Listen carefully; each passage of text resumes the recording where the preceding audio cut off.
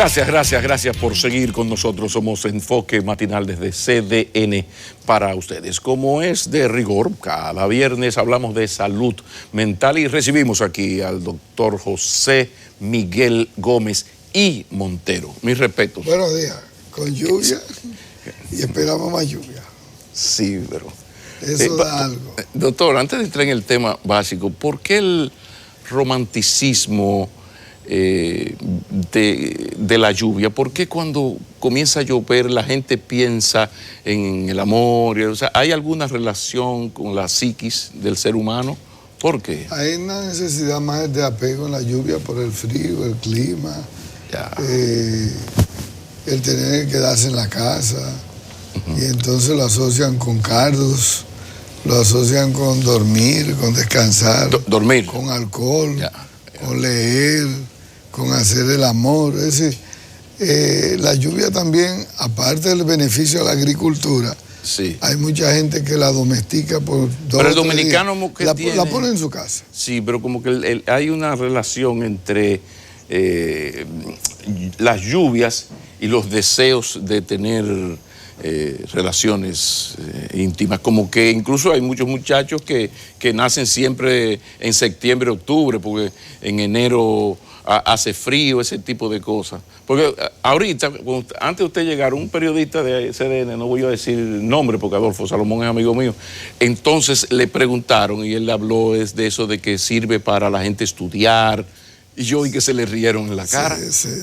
O sea, porque como que hay eso es humano, eso no es nada del otro mundo. Eso es humano. Muy bien. Ese recogimiento y la necesidad de apego y de afecto. Sí. Señor, qué bueno hablar con los que saben. Fíjense la manera en que ese señor me explica lo que Adolfo explicó de una manera tan terrible, esa necesidad de apego. Pero ya quisiéramos seguir en un tema buscando la parte romántica, erótica de la lluvia, pero resulta que no, doctor. Hay un problema, están pasando cosas terribles con la juventud, con los adolescentes, y cada vez que ocurre una gran tragedia como esta de los 5 jovencitos con video incluido, uno dice, ¿qué está pasando? Porque es casi una vocación de suicidas que tiene. ¿Qué está pasando entre la adolescencia y estos, ustedes le dirían riesgos psicosociales, como dice usted? O sea, explíquenos eso. ¿Qué es lo que nos está pasando? Porque antes uno hacía eso, pero en su bicicletica, no como ahora, ¿vale? A ver. Mira, Makini, en este programa lo hemos explicado, y lo hemos explicado en la columna que escribo en el periódico Hoy, los riesgos psicosociales de los adolescentes. Y en la República Dominicana, si uno se pone a ver las estadísticas, ha aumentado los accidentes de tránsito y la primera causa de muerte en la población entre los 15 y los 25 años tiene que ver con accidentes de tránsito. Es decir, cuando la persona está en edad productiva, en edad de armar un proyecto de vida, la primera causa de muerte en esa población es accidentes de tránsito. Y lógicamente, unidos a accidentes de tránsito, hay 2 factores de riesgo que potencializan más la conducta de alto riesgo, que es el abuso de alcohol ligado a la velocidad y ligado a drogas psicoactivas, ¿verdad?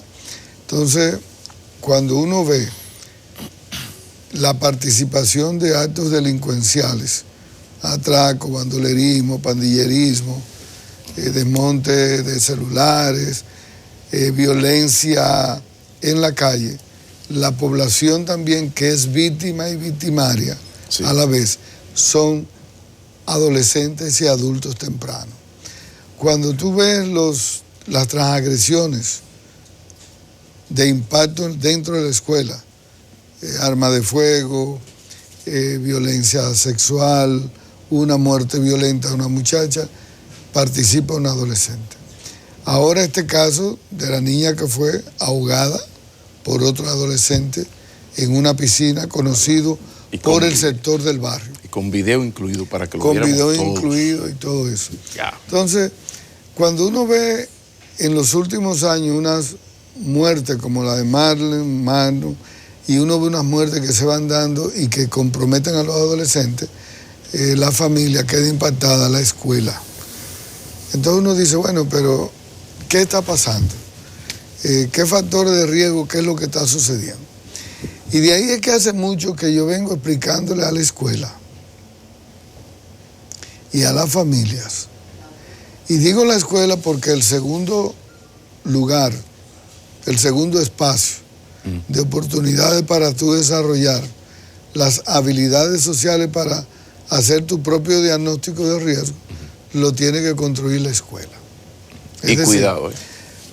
Si seguimos con una escuela, con un pensamiento convergente, hacia trabajar matemáticas, historias, idiomas, lengua española, y no se da cuenta esa escuela que la realidad psicosocial de riesgo en la población que tiene no son esos, es cómo yo enseño a los adolescentes a ser resilientes, cómo yo enseño a los adolescentes a tener la capacidad del desarrollo del juicio crítico, a tener un pensamiento divergente, es decir, a desarrollar las habilidades sociales para hacer diagnósticos psicosociales que ellos los afectan. Por ejemplo, la cantidad de adolescentes que abandonan la escuela por embarazo. Entonces, si tú le enseñas educación sexual y prevención, tú le estás enseñando a evitar el embarazo. Si tú le hablas y le enseñas a hacer talleres de sensibilización sobre el impacto que tienen las drogas en el cerebro, los efectos secundarios de las drogas, tú puedes lograr que el adolescente se sensibiliza y puede evitar el consumo y el abuso de drogas, y ese accidente que desgraciadamente pasó, pudo evitarse con programas psicosociales de prevención. Ok, pero viene la pregunta. ¿Existen los programas psicosociales o con otro nombre, programas, materias, donde se busque la manera de ofrecer al joven herramientas para el desarrollo de su inteligencia emocional? Porque ya está demostrado que la inteligencia académica que conocíamos, sin inteligencia emocional, y hay 1000 ejemplos, funciona poco. Y por eso, pues, con mucha regularidad, el estudiante más inteligente de mejores notas, pocas veces es el mejor profesional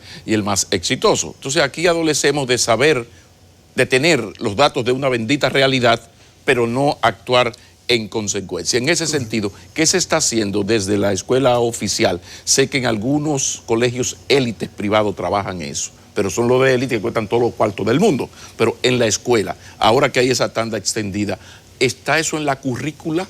¿Se ofrece eso? ¿Hay algo de eso? Está en la currícula. Ajá. Trabajamos un grupo hace mucho tiempo, esos módulos. Ahora, no todas las escuelas los aplican. ¿Cómo? No todas las escuelas aplican los programas de reinserción, rehabilitación psicosocial, diagnósticos y fomentar las habilidades y las estrategias en terapia para enseñar a los adolescentes a hacer diagnósticos. ¿Y cómo se explica que no? No todas las escuelas lo aplican. Si tú dices, bueno, falla de algunos directores, falta de fiscalización. No, porque bastaría con que se contraten, por ejemplo, en un pueblo, Baní, el municipio de Baní, tú con 5 o 6 psicólogos que se turnen y vaya de 9 a 10 aquí, de 11 a 12, o sea, eso se puede. Y aplica el programa y eso no necesita grandes inversiones de dinero, eso es solamente tomar los propios adolescentes y enseñarles cómo se hace diagnóstico psicosocial. ¿Por qué esto es importante? Ajá. Porque en la etapa de la adolescencia,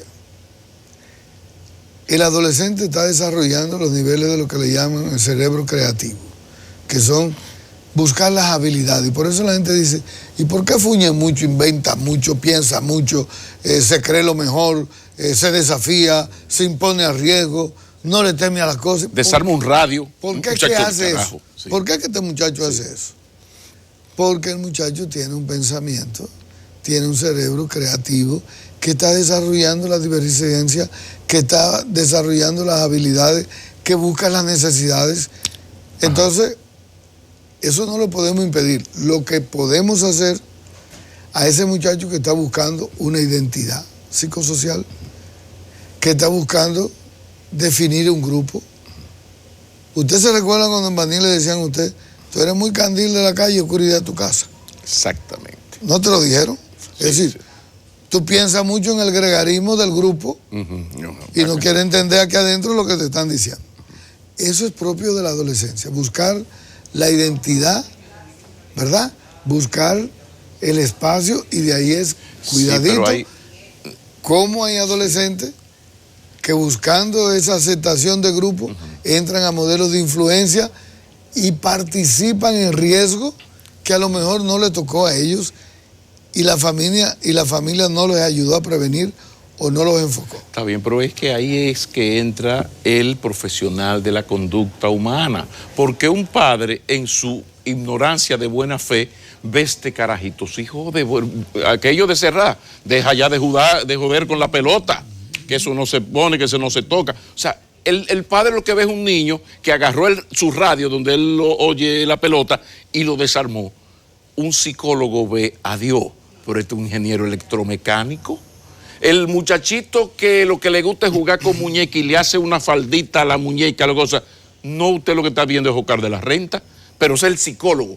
El papá ve otra cosa. Entonces ahí entra en la escuela el profesional, que es el que va a ver esto y le va a decir al profesor, al padre, azaroso, no, espérate, que este muchacho lo que está es buscando esa identidad, demostrando una vocación que él tiene, el muchacho que busca la manera de tener una guitarra. No hay manera, y tiene unos primos, y busca, y vive. Bueno, no ve a un muchacho que vive, mira un posible artista, pero ahí entran ustedes. Correcto. ¿Por qué entonces, sabiéndose eso, porque esto no estamos inventando nada, no se actúa en consecuencia, mi doctor? Explíqueme. Mira, es que en la República Dominicana a uno le duele. A uno le duele, Pablo, tenerlo que decir, pero nosotros fallamos, descuidamos, abandonamos, no somos bien fiscalizantes y focalizados a nuestra realidad. Tú sientes como que la República Dominicana es un país que va apostando una cosa, que va logrando unos indicadores internacionales y que por otro lado se va divorciando de los programas que son primarios. Pero después de elaborarlo, que es lo que... Es decir, eso no lo trabajó usted. Usted no era parte de un equipo, usted lo ha dicho varias veces aquí. Lo he escrito. Mira, o sea, eso está si tú te pones a ver, te dicen, la primera causa de deserción de abandono de la escuela es embarazo en adolescentes. Los accidentes de tránsito es la primera causa de muerte. Se han bajado los indicadores de uso y consumo y abuso de sustancias y de drogas a edades más tempranas. Están empezando los 12 y 13 años el consumo de alcohol. Están empezando las relaciones de inicios sexuales a edades más tempranas. Están participando en conductas de alto riesgo. Entonces, tú dices, bueno, desgraciadamente, los riesgos psicosociales tienen un impacto colateral y tienen un enlace con la realidad socioeconómica y cultural. Es decir, a más pobreza, a más exclusión social, más vulnerabilidad, menos acceso al desarrollo, más vulnerabilidad. No hemos sacado, ¿verdad?, la nota, sí, pero más grande. Que uno entonces, se desespera, ¿por qué, doctor? Entonces, cuando porque lo sabemos. Entonces, cuando tú trabajas en los barrios, igual tú dices, bueno, pero antes Neiva, Baní, cualquier comunidad era pobre, pero tenía un grupo de scout, un grupo de alpinistas, tenía un centro cultural, tenía grupo de poesía coreana, tenía básquet, tenía voleibol, tenía béisbol, tenía un grupo de poesía, tenía un grupo cultural. Poesía coreana. ¿Verdad? Perdón, por más pobre que era. Bueno, tú decías, bueno, eso estaba ligado a la ideología, eso estaba ligado a querer cambiar el mundo, cuando el mundo era bipolar, todo lo que tú quieras. Pero es que ahora los indicadores psicosociales te están diciendo que así como hacemos estrategias de indicación de reducción de pobreza, articula las políticas sociales para que los jóvenes que están en vulnerabilidad, en esa tan extendida que se ha puesto, como a esa población le trabajamos los indicadores psicosociales de aumentarle los factores protectores. Si esos muchachos, dentro del modelo de escuela, se le trabajan focalizados, aumentando los factores protectores, disminuyéndole los factores de riesgo, y se le enseñan a hacer diagnósticos psicosociales que ellos mismos dentro de esa creatividad desarrollen pensamientos divergentes a las habilidades y a la creatividad, de ellos poder hacer sus propios diagnósticos y discutirlo dentro de la escuela en grupo, tú haces factores de prevención. Tú disminuyes la incidencia y la prevalencia de muerte por accidente, abuso de alcohol, embarazo, tasa de deserción escolar, bandolerismo, delincuencia. Entonces uno dice, bueno, ¿a quién le dejamos esta realidad? La familia sigue siendo el primer espacio de desarrollo social. El artículo de primera necesidad sigue siendo la familia. Entonces hay que invertir en familia, hay que invertir en los programas sociales y hay que invertir en los programas de tipo comunitario de salud. Es decir, esa es la realidad, porque ahora estamos hablando de esto, pero en 6 meses, 3 meses, tú vienes con otro impacto. Y tú dices, pero ¿cuándo es que vamos a empezar? Sí, pero muy bien, doctor, pero ¿qué le ocurrió al ser humano, al ser social de Occidente, que éramos tan pobres en los años 70, que rico era el que tenía una lavadora, un televisor y un Chevrolet Impala de 10 años? Eso eran los ricos del pueblo, eso era ser rico. Sin embargo, ese muchacho que tenía 3 pantalones, quizás 4 o 5 camisas y nunca más de 2 zapatos, pero tenía los boyecaos, tenía el club social, se jugaba pelota todos los días donde fuera, estaba la poesía coreada. Entonces ese muchacho podía desarrollarse porque quizás era muy bruto para jugar pelota, pero el carajito escribía bien, entonces le escribía carta a la novia de los amiguitos. O el muchachito tampoco escribía, no jugaba bien, pero era un león como Boy Scout. Uno tenía unos amiguitos. Se hacían trueques. Tú me haces ese favor y yo te ayudo allí. Sí, pero que el muchachito tenía su autoestima de que él es muy bruto jugando basquetbol. Sí, pero es un lince, además, o él canta bien. Entonces, de repente, el mundo cambió y el sentido de la comunidad. O sea, de repente usted llegaba al barrio, en la esquina de mi casa había un club en Baní, se llamaba el Club Los Traviesos. Entonces mi mamá reunía a todos los carajitos del barrio y se lo llevaba a andar, ¿a hacer qué? Caminando por los campos de Baní. Así de sencillo. Qué maravilla. De repente pasaron 30, 40 años y ahora somos menos pobres que nunca, materialmente. Pero este país nunca había sido tan miserable en términos existenciales. Y ahí hay un pobre niño que llega y se mete en un jodido apartamento a las 3 de la tarde y hasta el otro día que va a la escuela no puede salir, porque ahora no puede salir a jugar como salía uno al frente. Entonces, ¿qué hacer ante esta realidad? ¿Qué puede hacer el padre por un lado y el bendito Estado, que lo sabe todo? Porque el problema de uno con el Estado es que tiene todas las estadísticas, pero por alguna razón no hace lo que tenga que hacer. Embarazo adolescente está el asunto del Opus Dei, de la Iglesia Católica Radical. Nadie quiere tocar porque hay que ganar elecciones. Ahora, hablemos, ¿qué se puede hacer desde el hogar y del bendito Estado para, ante esas realidades y los documentos que han elaborado ustedes los profesionales? Mira, ¿qué se puede hacer, por favor? Bueno, mira por favor. Qué diagnóstico más complejo tú acabas de hacer. No, el diagnóstico lo hizo usted hace como 20 años. Entonces, lo que yo te quiero reafirmar, es decir, la sociedad cambió, el mundo cambió. La economía cambió, las sociedades, y de una sociedad colectiva la ha llevado a ser una sociedad individualizada, competitiva, desigual. Y ese modelo que ha excluido a tanta gente, ese modelo ha creído y ha generado niveles de frustración altos, ha generado niveles de inequidad tan altos que ha desestimulado a mucha gente, ha excluido a mucha gente del desarrollo social. Y entonces tú te encuentras que esos muchachos que tienen problemas psicosociales, que son de pobreza, que viven en la marginalidad, que tienen menos oportunidades, tienen presión social. Porque viven en un mundo hedonista que a través de los medios perciben desde el internet, el celular y la televisión cómo es que se vive en el mundo.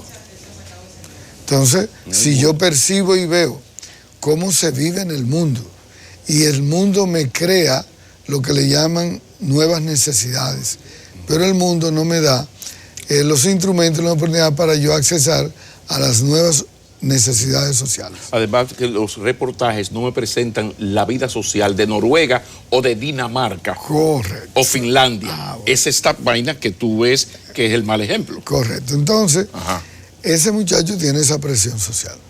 Y si ese muchacho no tiene la capacidad, el juicio crítico desarrollado, la autoestima para saber qué ha cambiado en el mundo, en las necesidades que muchas veces no lo tiene el adulto, eso va a generar niveles de frustración altos, niveles de insatisfacción, va a generar resentimiento social, va a generar despersonalización y algo que me preocupa mucho, que fue lo que le pasó a este muchacho, una crisis de identidad, es decir, una falta de sentido de continuidad de la vida, de protegerse porque yo tengo una garantía a largo plazo de lo que yo quiero realizar.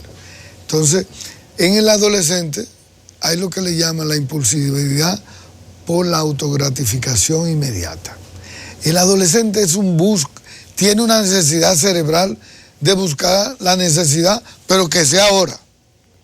Fíjate que el adolescente quiere las cosas ya ahora. Ahora tú como adulto puedes entenderla que tiene que ser un proceso. Pero el adolescente quiere la autogratificación inmediata. Entonces, ¿qué se va a hacer? Se tiene que trabajar esto, hablar con los adolescentes, los papás y las mamás. Oye, tienen que dedicarle tiempo a hablar con sus adolescentes.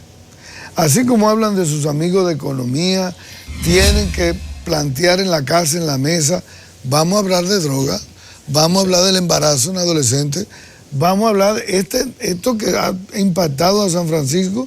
Cada familia tiene que sentar a discutirlo con su adolescente. Pero usted sabe ¿Por qué se mataron esos muchachos? Pero usted sabe que hay problema con eso. Que hay padres que el niño comienza a masturbarse y él no es capaz de explicarle qué es eso, por qué de repente él tiene esa necesidad, los cambios de la niña, la madre no quiere hablar de eso.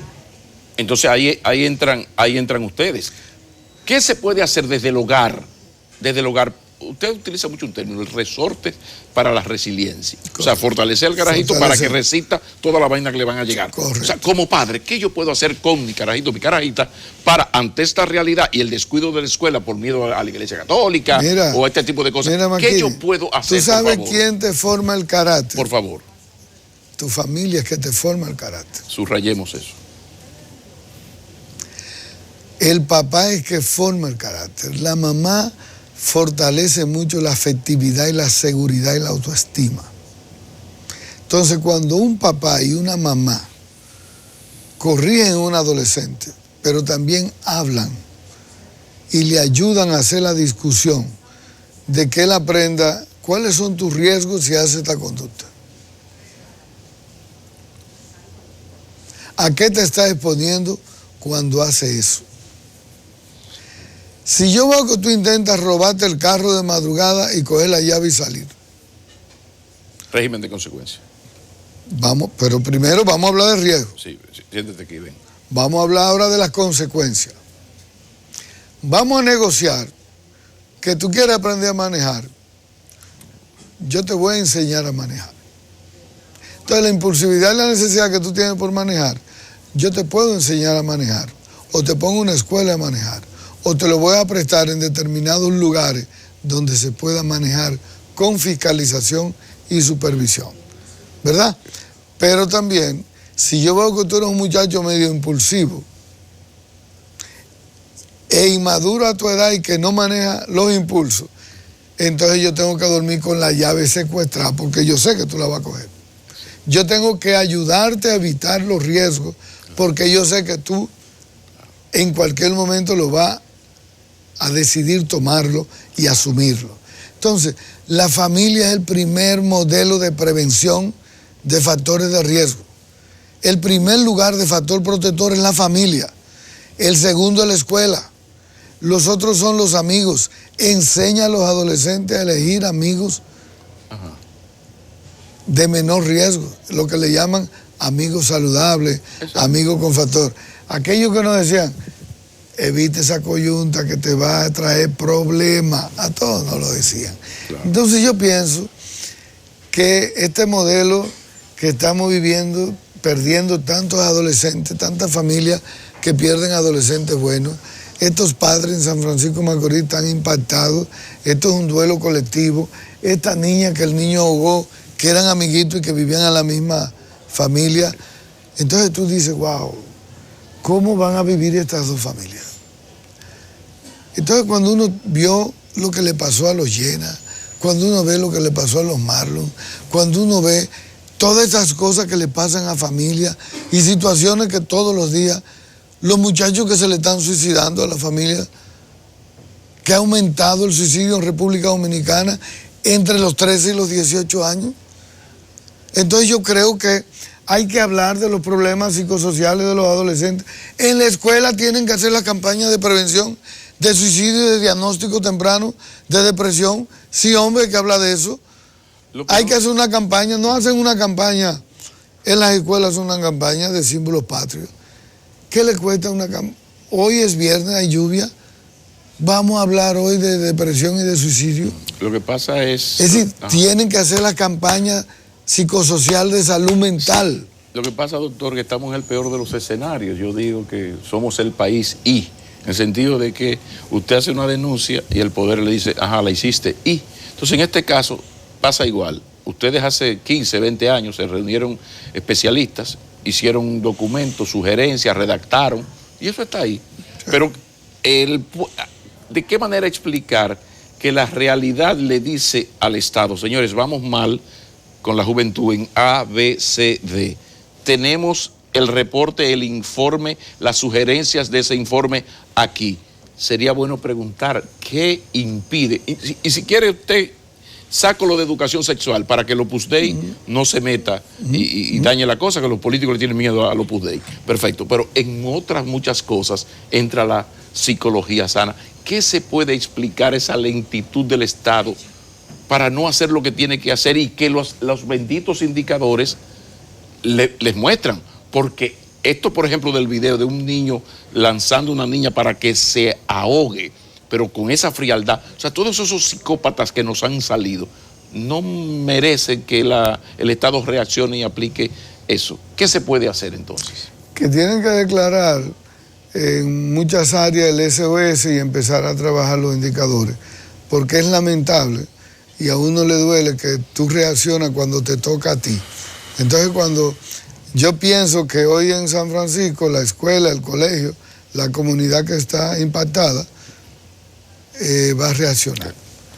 Doctor, muchísimas gracias. Usted sabe que un tema difícil y pesado, pero teníamos que hablar de eso. Pesado. No, pero usted sabe que yo cito mucho aquello de Voltaire, que los pueblos como los hombres solo aprenden sufriendo. Pero entonces la República Dominicana muy lamentablemente está llegando al peor de los escenarios, es que ya ni sufriendo aprendemos. Volveremos a encontrarnos. Buen fin de semana, nos vemos el viernes. Así será. El doctor José Miguel Gómez y Montero, psiquiatra de los del número, ya ven ustedes por qué es nuestro psiquiatra de cabecera. Todo un lujo para CDN y Enfoque Matinal. Seguimos. Adelante.